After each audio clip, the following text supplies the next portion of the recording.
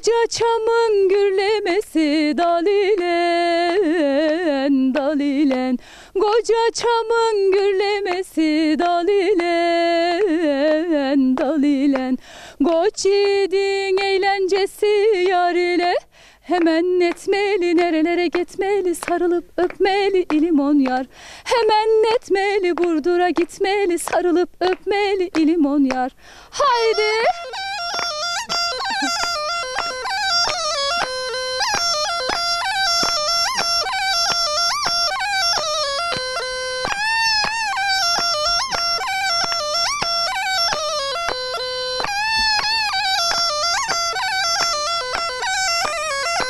Koca çamı yıkamadım budaktan, budaktan.